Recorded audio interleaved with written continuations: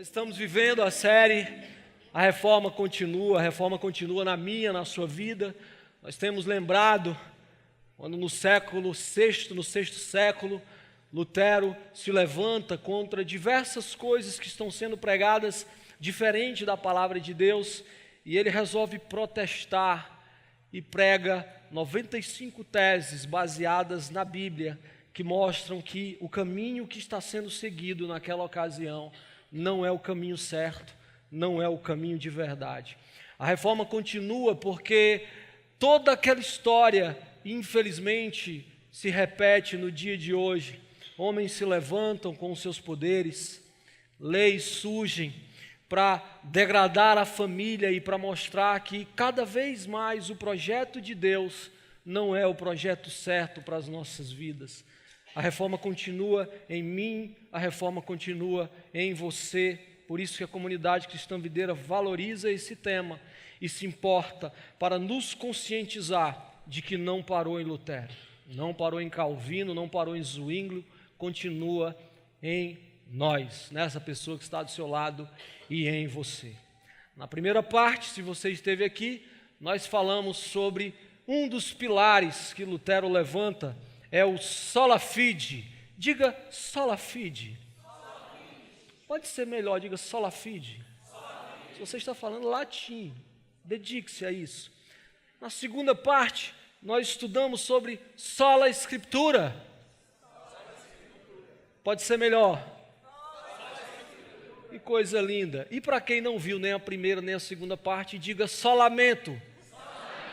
Pronto, que bom. Para quem não viu, você pode acompanhar as nossas pregações, todas as nossas séries, no nosso canal no YouTube depois. Sola fide, ou somente a fé, se contrapõe ao fato de que as pessoas acreditavam que precisavam fazer algo para alcançar a salvação. E elas não precisavam de obras. Nós não somos salvos pelas obras. Porque nós somos salvos, nós temos boas obras. Depois, sola escritura, ou somente a Bíblia, o livro, o manual que fez Lutero despertar para todas as coisas que estavam acontecendo, a verdade, a realidade, aquilo que era para ser vivido. Nós valorizamos a fé, valorizamos a Escritura, e hoje, na terceira parte da nossa série, nós falaremos sobre solos Christus. Ou, por que não dizer, somente Cristo, ou melhor ainda, somente por Cristo, somente através de Cristo nós conseguimos chegar a Deus, alcançamos o nosso perdão e chegamos então à tão sonhada e tão esperada salvação. Com os solos Christus, Lutero, ele se contrapõe ao fato de que não são homens que são o caminho para a salvação. Não são pastores, não são bispos, não são profetas, não é o Papa, não é homem, não é mulher, ninguém derramou sangue por nós. Solos Cristo fez isso, somente Cristo fez isso, portanto Ele é o acesso direto ao Pai, é o acesso direto à vida eterna, não há mediadores. Quando Jesus é crucificado, o céu que separava nossa vida da presença de Deus, ele se rasga, ele cede e não separa mais. Agora eu e você temos acesso direto ao Pai por meio de Jesus Cristo. Isso é motivo de alegria. Nós não precisamos de secretários quando temos acesso direto ao CEO. No livro de Atos, no capítulo 4, no verso 12, Paulo diz assim: não há salvação em nenhum outro, pois debaixo do céu não há nenhum outro nome dado aos homens pelo qual devamos ser salvos. Claro que Paulo aqui ele está apontando para a salvação, mas muitos de nós queremos a salvação constantemente, queremos ser salvos da doença, queremos ser salvos dos problemas, queremos ser salvos dos dilemas dos nossos relacionamentos. Às vezes queremos ser salvos de um chefe, de uma pessoa que trabalha conosco. Nós queremos a salvação toda prova. Pois bem, seja lá o que você possa interpretar como salvação nesse momento, Jesus Cristo, Ele é o único que pode nos ajudar.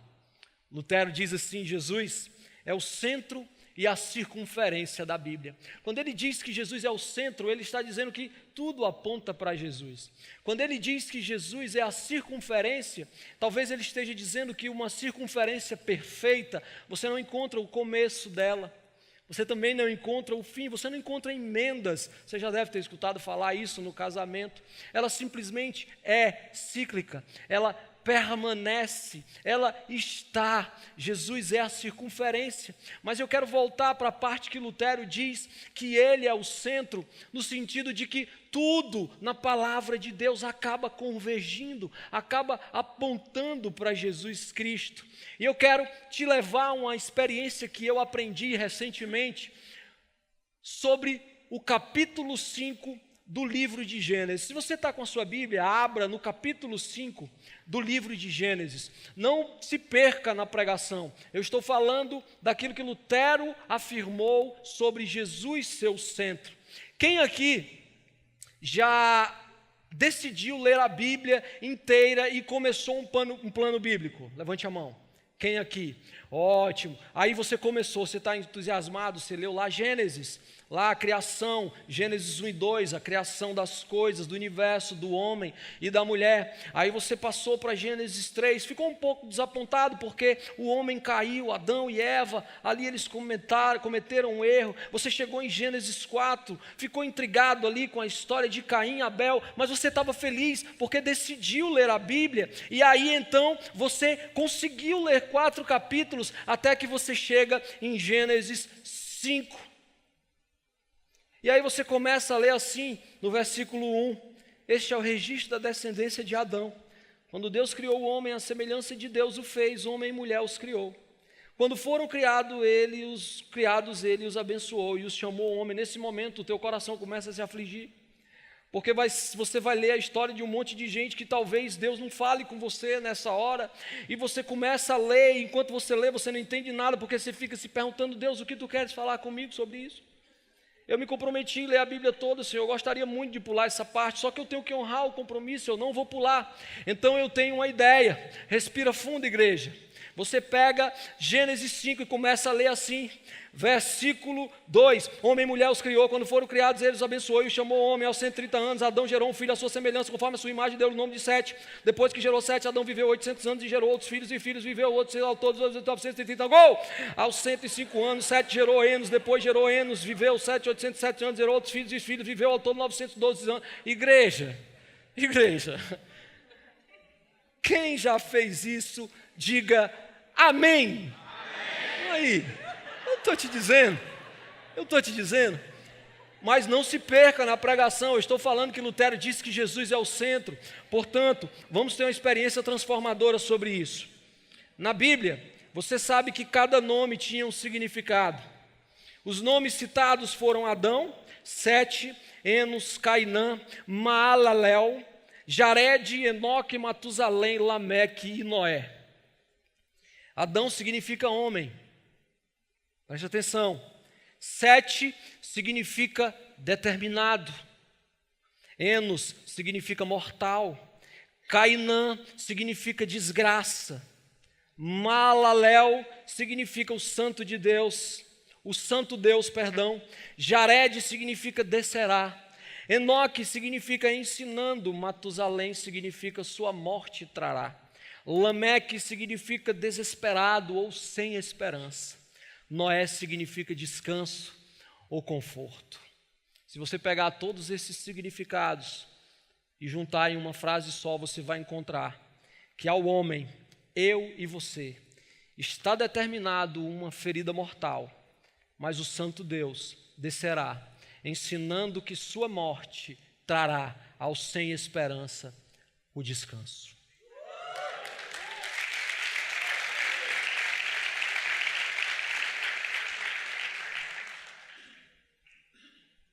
Jesus é o centro. Solus Christus. Zwinglio, reformador contemporâneo de Lutero, ele disse: Cristo é o cabeça de todos os cristãos. os quais são o seu corpo, e sem ele o corpo está morto. A inspiração dessa noite, portanto, é solos Christus, somente Jesus. Só Ele salva, só Ele cura, só Ele liberta, só Ele responde, só Ele, somente Ele, solos Cristo. Nós temos investido a nossa energia como igreja em falar de todas as coisas possíveis que te encaminhem a Jesus Cristo. Hoje nós vamos falar de Jesus Cristo, solos Cristo. Você está pronto para isso? Se você está pronto, olhe para quem está do seu lado. Era só para olhar mesmo, pode voltar para cá. Abra sua Bíblia no Evangelho segundo João, no capítulo 4, no versículo 16. Você já ouviu falar isso? Portanto, João, capítulo 4, versículo 16. Eu vou contar de 1 até 3 e você vai ler aqui com toda a energia do seu coração. É 1, é 2, é 3. Não? Está aqui não? O sangue de Jesus tem poder. 1, 2 e 3.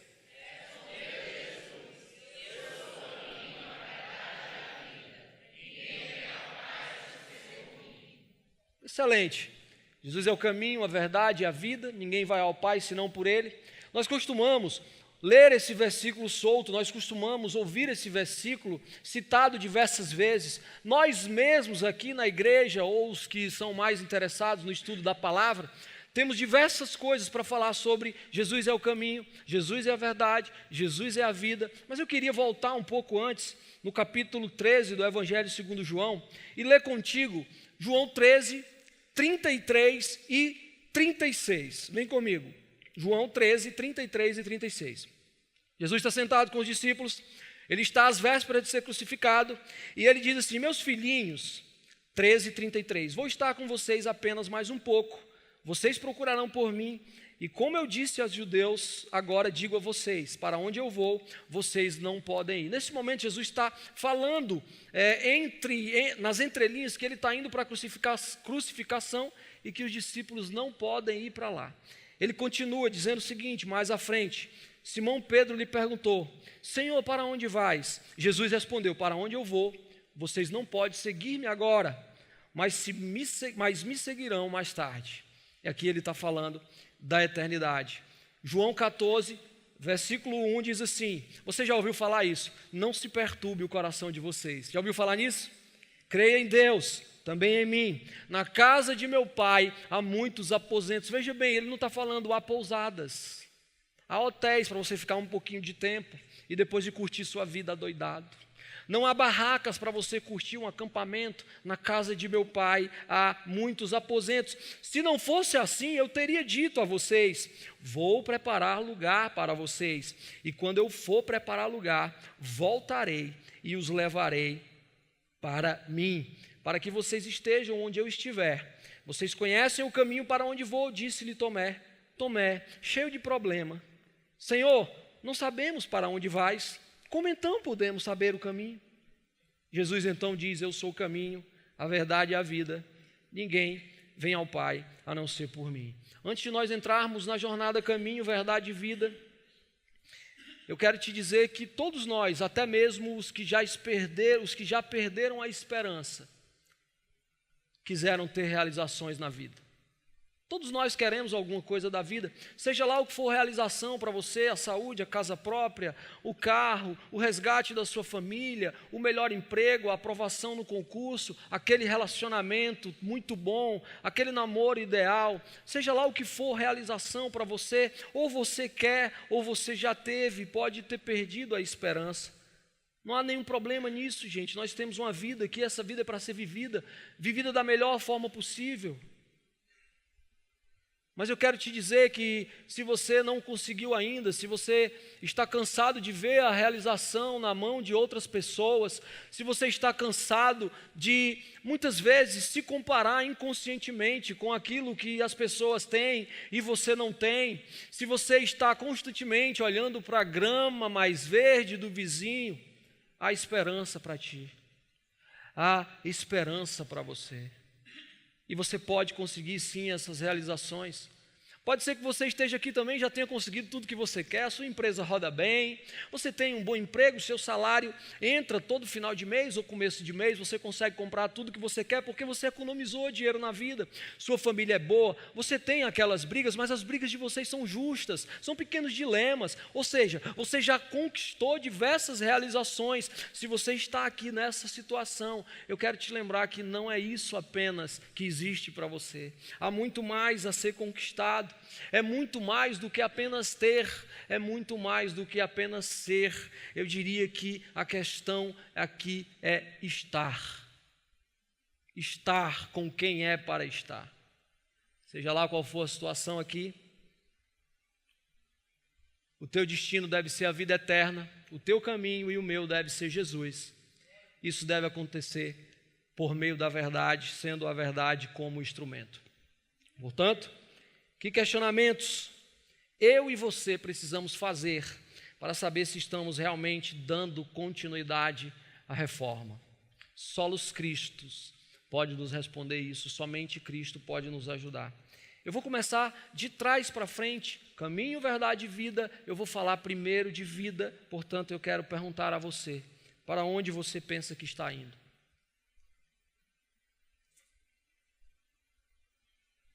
Há uma vida além dessa vida, eu não sei se você acredita nisso, eu queria muito que você acreditasse, que você entendesse que de fato nós somos peregrinos e que tudo isso é passageiro. É importante sim, mas tudo isso é passageiro. Quando eu me pergunto para onde eu estou indo, para onde eu penso que estou indo, eu faço um paralelo com a reforma protestante, porque as pessoas elas compravam indulgência pela certeza de que se isso não fosse feito, elas iriam para o purgatório. O purgatório, você já ouviu falar, eu acredito nisso, era uma espécie de recepção celestial, onde você ficaria ali esperando para saber se passaria para o próximo nível ou se desceria. As indulgências, portanto, eram os documentos que faziam com que você diminuísse o seu tempo ou diminuísse os tempos das famílias no purgatório. Purgar significa limpar totalmente. Permita-me dar um exemplo não muito salutar, não muito higiênico, mas bem ilustrativo. Você provavelmente já conheceu alguém que teve um furúnculo, um tumor. Aquela protuberância que eu não consigo explicar clinicamente o que é. Eu sei que as pessoas têm vergonha porque tem furúnculo. Às vezes a pessoa tem um furúnculo debaixo da axila, passa algum tempo andando assim, né? E aí quando alguém pergunta, não sabe ao certo qual foi o motivo, diz que foi um pelo que arrancou. Pode ser, não tem problema. Fato é que o furúnculo, ele só cura quando ele é purgado, quando ele está totalmente limpo. Ficou claro isso? O destino das pessoas, eles pensavam que era o purgatório. E aí, eles, com a certeza de que para ir para a vida eterna, para ter o destino final como vida eterna, eles acabavam comprando a indulgência. Isso foi naquela época. Como é que isso é hoje? Como é que funciona hoje? Muitos de nós não temos a certeza para onde vamos. E muitas vezes a nossa certeza é equivocada. Eu acho interessante que quanto mais as informações são velozes, menos tempo nós temos para as coisas. Nós somos mais apressados, as coisas precisam ser resolvidas urgentemente. Interessante que nós mandamos um e-mail para alguém e com menos de 3 segundos a gente viu um WhatsApp, te mandei um e-mail, responde agora. Essa vida apressada, essa vida corriqueira, essa vida corrida, essa vida de ter, de dar resultado, de mostrar resultado para a família, para a pessoa, te desespera, te maltrata, gera em você muita ansiedade. Eu repito, gente, é muito bom ter as coisas, é sensacional. Eu acredito que Deus tem uma vida abundante para que nós consigamos realmente essas coisas pelos meios certos, pelas formas certas, mas não é isso que é importante na vida. O que é importante na vida é ter a própria vida com aquele que é a vida eterna. Você entende isso? Está claro? Isso vai passar. Você anda muito apressado, você anda muito acelerado, em busca de coisas terrenas. O que é que realmente é importante para você? Quando alguma coisa é importante para você, você há de refletir sobre isso. Quando alguma coisa é importante para mim, quando nós valorizamos alguma coisa, nós temos tempo para aquilo. Já falamos isso aqui diversas vezes. Por que você tem corrido tanto? Chamando isso de felicidade. Felicidade assim passa. Será que isso é felicidade? No primeiro capítulo do livro de Eclesiastes, o homem mais rico, mais sábio do mundo, ele diz que sem Deus a vida não tem sentido. No versículo 3 ele diz: o que o homem ganha com todo o seu trabalho, em que tanto se esforça debaixo do sol. Todas as coisas trazem canseira. Versículo 8, o homem não é capaz de descrevê-las, os olhos nunca se saciam de ver, nem os ouvidos de ouvir. Não sei se você é assim, mas quanto mais você tem, mais você quer. Quanto mais você olha, mais você quer ver. Quanto mais você ouve, mais você quer ouvir coisas para saciar a sua vida. Preciso falar uma coisa para aqueles que são cristãos e têm se sobrecarregado ao serviço da igreja. Você vai morrer. Ao seu trabalho, você vai morrer. Coloque os seus propósitos nos lugares certos. O teu destino não é a tua realização pessoal. O teu destino é a vida eterna com Deus. A vida eterna se chama Jesus. Senão os apóstolos não teriam dito, pois nele vivemos, nos movemos e existimos, em Atos 17, no versículo 2. Você realmente quer estar no lugar que você está indo? E quando você chega lá, você vai querer permanecer? Somente Jesus é a vida, solos Christus é a vida, solos Christus tem a vida. Ele é a água, Ele é o pão, Ele é a luz, 3 elementos que nos dão vida, que nós precisamos para viver. Sem vida, não há vida. A segunda pergunta que eu faço a mim e a você é: o que está te dirigindo? Se eu sei que eu caminho para uma vida eterna, eu também preciso saber que antes dessa vida eterna há uma vida aqui que deve ser bem vivida. E muitas vezes eu e você nos privamos de viver essa vida por mentiras que nós criamos, que se contrapõem à verdade que Jesus é e que Ele diz de nós. Traçando o paralelo entre a reforma e os dias atuais, as pessoas, elas compravam as indulgências porque elas sabiam que erravam, todos pecaram. Isso gerava culpa, e essa culpa acabava criando medo de não ir à vida eterna, de não ter a salvação, de não ir aos céus. Culpa e medo, duas coisas que nos impedem de viver direito essa vida para ir para a próxima vida. O que dirige a tua vida? A culpa, o medo. Interessante como nós nos culpamos, como nós nos cobramos. Muitos têm a culpa como o próprio guia de vida. Pessoas dirigidas pela culpa são manipuladas pela lembrança, são travadas no passado, são paralisadas no progresso. São mentiras que você conta para você mesmo, mentiras que você aceita. Se você vive carregado com a culpa, com a mentira de que você tem culpa, eu quero te dizer que Jesus é a verdade, somente Ele é a verdade diante de toda e qualquer acusação que você fizer a si mesmo.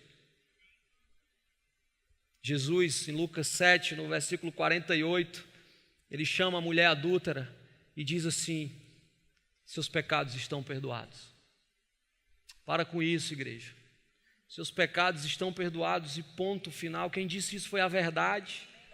Aquela mulher havia feito o que tinha feito, mas Jesus, Ele não quer nem saber o que foi que ela fez. Ele olha para ela e diz assim: olha, os teus pecados são perdoados. Elimina essa culpa da tua vida. Não deu certo porque eu errei. Eu saí porque eu deixei de fazer. Eu fui tirado porque era para ter feito. Acaba com essa culpa. Jesus te perdoou. Se você se cobra constantemente pelos resultados que você não tem, se pague. Se você se cobra, se pague. Quando você se culpa, você se trava, você diminui a sua autoestima, você não reconhece quem você é. Te livra disso. Jesus te perdoou. Ponto final. Essa é a verdade. Agora caminha. Agora segue. Agora vai adiante. Muitas pessoas também têm medo. O guia dessas pessoas, de algumas pessoas, é o medo, proveniente de experiências traumáticas ou de expectativas que foram colocadas em coisas e pessoas, e essas pessoas não atenderam às expectativas fantasiosas. Você sabe que uma pessoa com medo, ela não vai a lugar nenhum, ela não tem coragem, ela não se desafia. Isso é mentira, você não é medroso, você não é medrosa. Isso é mentira. Não perde as oportunidades que essa vida tem dado para você por conta da mentira que você conta para você. Jesus é a verdade. 1 João diz que o verdadeiro amor lança fora todo medo. Solos Cristo é o amor, Ele é o amor, solos Cristos é o amor, e o verdadeiro amor lança fora todo medo. A outra coisa que nos impede, essa é uma das piores, de viver uma vida boa aqui, contando mentiras para nós mesmos, em vez de seguirmos a verdade que é Jesus, é a necessidade de aprovação dos outros. Tem gente que vive para provar, para ter aprovação do pai, da mãe. Pais querem ter aprovação dos filhos. Liderados querem ter aprovação do líder de GC. Querem ter aprovação, reconhecimento de pastores. E começa a basear a sua vida baseado naquilo que os outros vão aplaudir.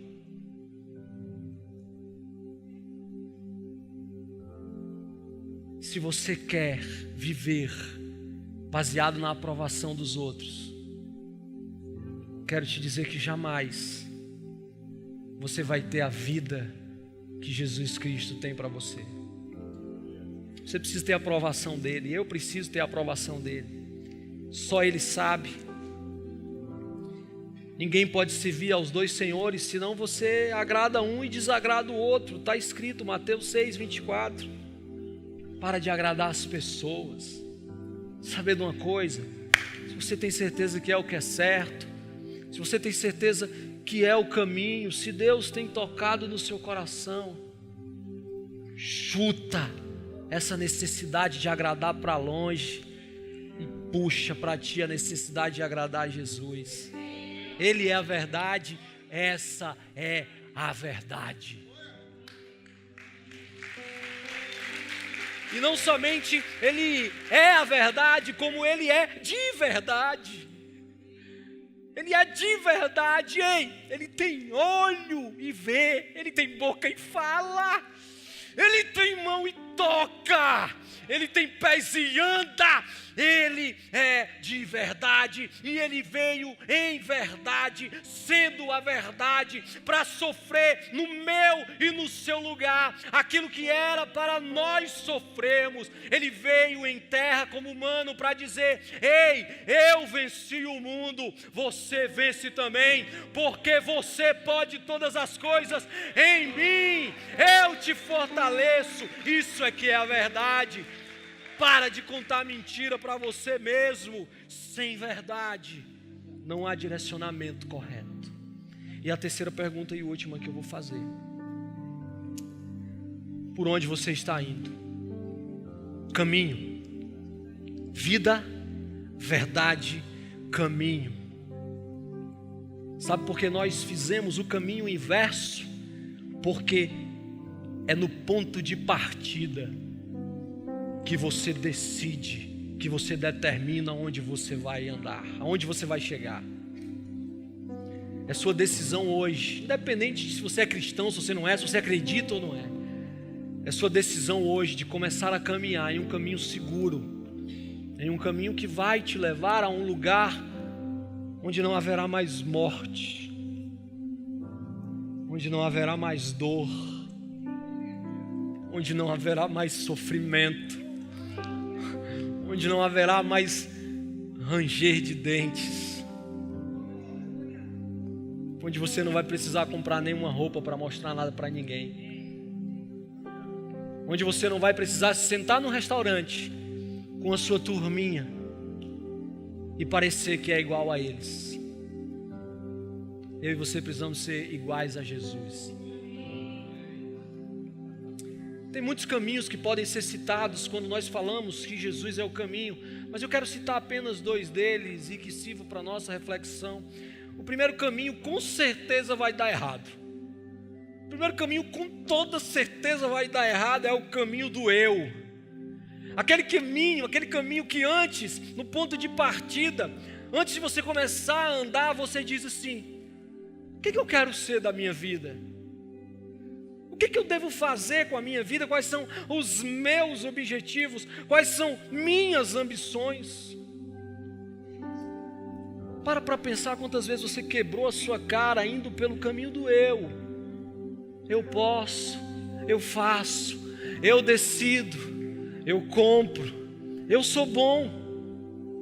Confiando em você, no caminho do eu. Eu lembro que uma vez eu estava numa corrida de orientação. Se você não sabe o que é corrida de orientação, permita-me explicar. Corrida de orientação é uma corrida onde você recebe um mapa para chegar a um destino. Mas antes de chegar a esse destino, você tem que passar por diversos outros destinos. Eu estava com um mapa na minha mão e eu estava com um parceiro de equipe. E o mapa dizia que o lugar que eu deveria chegar era bem perto de mim, devia ser uns 30, 40 metros. E eu estava parado aqui no meio, tinha uma plantação, algo como um matagal, uma espécie de floresta. E o mapa indicava que o lugar era ali, mas que o caminho era pelo outro lado, eu ia ter que andar mais. Talvez uns 500 e poucos metros, e eu resolvi pegar o meu caminho, o caminho do eu, o caminho do atalho, o caminho mais perto. E o Pedro que estava comigo disse: não, Rondinelli, eu vou por aqui porque aqui é o certo. E eu peguei e disse: pois eu vou por aqui porque é o mais rápido. É óbvio. Eu dei o mapa para o Pedro, dei o mapa para o Pedro. O mapa, gente. O mapa, a Bíblia, o mapa, o ponto, a vida eterna, o caminho certo, o caminho errado. Eu andei uns 10 metros à frente e caí numa ribanceira. Caí numa ribanceira, devo ter rolado uns 9, 10 metros, me arranhei todo. Chegou lá embaixo, eu me perguntei por que eu estou aqui, o que foi que eu fiz, todo arranhado. E agora eu não conseguia mais ir pelo caminho porque não tinha trilha. E eu só tinha uma possibilidade agora, era voltar pelo caminho que o meu eu fez, para entrar no caminho que era o correto. O povo de Israel tinha uma promessa, você tem uma promessa. E por conta da desobediência daquele povo, por conta do caminho do eu, eles peregrinaram anos no deserto, coisa que era para durar alguns dias. Faz quanto tempo que você anda no deserto? De domingo a domingo, levantando as suas mãos, adorando ao Senhor ou não, e na segunda-feira você se entrega ao teu próprio eu, dizendo emocionalmente que hoje você vai mudar, hoje eu decido seguir esse caminho que eu tanto escuto falar aqui. E aí você chega no carro, esquece. Você está no trânsito, esquece. Sabe, o caminho é Jesus. Tem um livro bem antigo que diz: em seus passos, o que faria Jesus? Seria bom se nós saíssemos daqui hoje decididos a trilhar esse caminho. O caminho naquela época era a indulgência. É o caminho para a salvação, é o documento. Esquece. O segundo passo, ou não o segundo passo, o segundo caminho se chama Jesus Cristo. Sendo assim, Ele é o caminho que com certeza vai dar certo. Solos Cristos é o caminho. Somente Cristo é o caminho. Somente Cristo é o caminho. Somente Cristo é o caminho.